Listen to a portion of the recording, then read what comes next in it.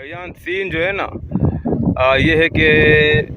अब हम जो है वो पुल, ये जो अर्सीना का सामने आप पुल देख रहे हो, ये पुल है, ठीक है,